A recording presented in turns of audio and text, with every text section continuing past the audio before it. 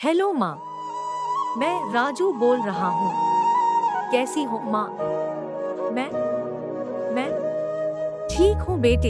ये बताओ तुम और बहू दोनों कैसे हो? हम दोनों ठीक है।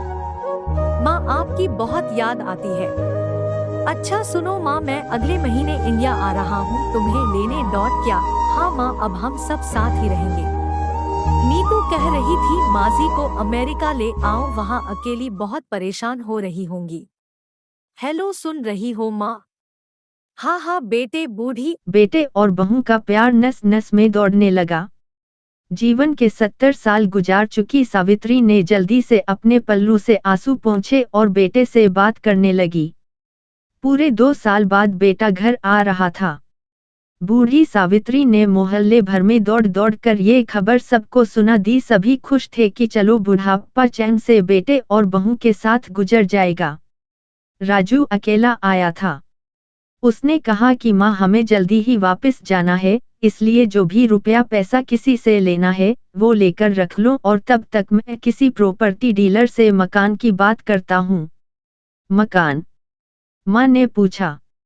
हाँ माँ, अब ये मकान बेचना पड़ेगा वरना कौन इसकी देखभाल करेगा। मकान के कोने कोने को ऐसे निहारा जैसे किसी अबोध बच्चे को सहला रही हो। आनन फानन और औने पौने दाम में राजू ने मकान बेच दिया। सावित्री देवी ने वो जरूरी सामान समेटा जिससे उनको बहुत ज्यादा लगाव था। राजू टैक्सी मंगवा चुका था।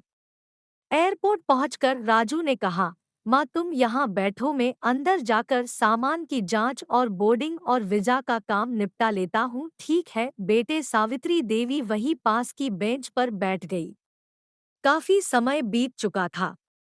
बाहर बैठी सावित्री देवी बार बार उस दरवाजे की तरफ देख रही थी जिसमें राजू गया था, लेकिन अभी तक बाहर नहीं आया।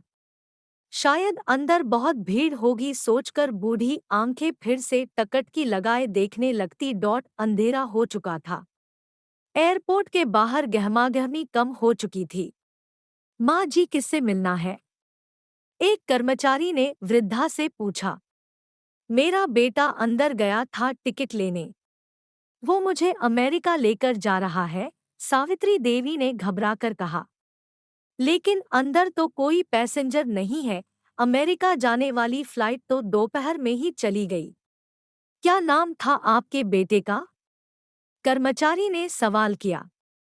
राजू। सावित्री के चेहरे पे चिंता की लकीरें उभर आई। कर्मचारी अंदर गया और कुछ देर बाद बाहर आकर बोला, माँ जी, आपका बेटा राजू तो अमेरिका जाने वाली फ्लाइट से कब का जा चुका। क्या?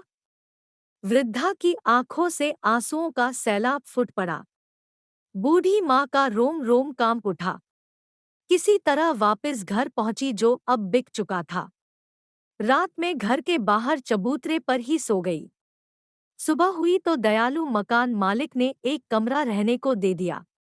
पति की पेंशन से घर का किराया और खाने का काम चलने लगा। समय गुजरने लगा। एक दिन मकान मालिक ने वृद्धा से पूछा, माँ जी, क्यों नहीं आप अपने किसी रिश्तेदार के यहाँ चली जाए? अब आपकी उम्र भी बहुत हो गई, अकेली कब तक रह पाएंगी? हाँ चली तो जाऊं, लेकिन कल को मेरा बेटा आया तो यहाँ फिर कौन उसका ख्याल रखेगा? आंख से आंसू आने लग गए दोस्तों। माँ बाप का दिल कभी मत दुखाना।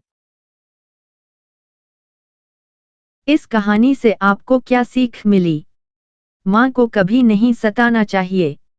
माँ के पैरों के नीचे जन्नत है। आपको यह वीडियो अच्छी लगी हो तो सब्सक्राइब और लाइक शेयर कीजिए।